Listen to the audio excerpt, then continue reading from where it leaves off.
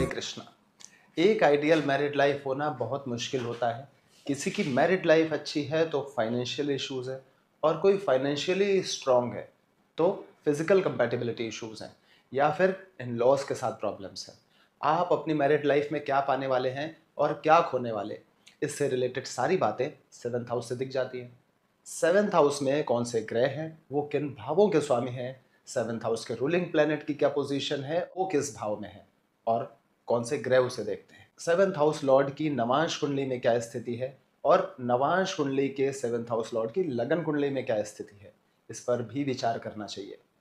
कुंडली का fourth house जो कि घर के एटमॉस्फेयर को शो करता है, एट्थ हाउस जो कि इन लॉस को रिप्रेजेंट करता है, और कुंडली का ट्वेल्थ हाउस जो कि बेड प्लेजर को शो करता है, इनको भी अच्छे से देखें।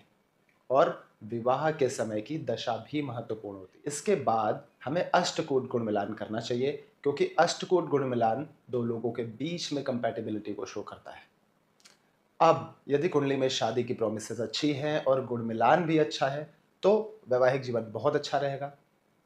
शादी की प्रोमिसेस अच्छी हैं और गुण मिलान कमजोर है तो मैरिज एवरेज रहेगी, और यदि दोनों ही खराब है तो मैरिज बहुत खराब हो सकती है। हम एक एग्जाम्पल कुंडली लेंगे, उस पर सभी नियम कैसे अप्लाई होते हैं उन्हें चेक करेंगे।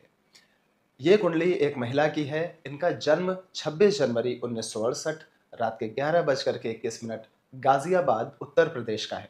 इनके सप्तम भाव में पांचवें भाव का स्वामी शनि राहु के साथ है।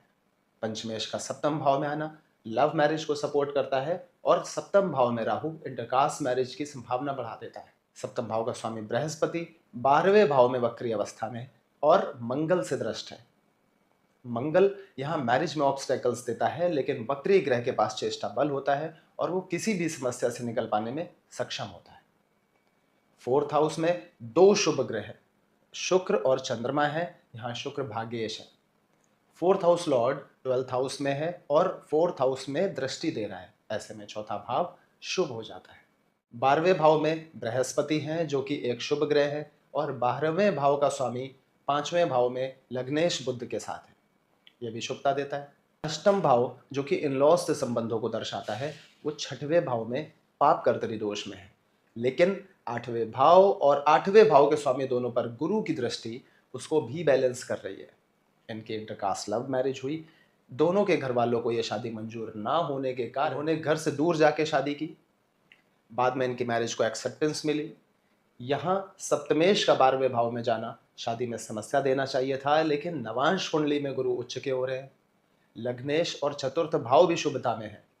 इसके कारण ये हस्बैंड और वाइफ दोनों वर्किंग हैं, साथ में कम टाइम स्पेंड कर पाते हैं, लेकिन मैरिड लाइफ स्टेबल है।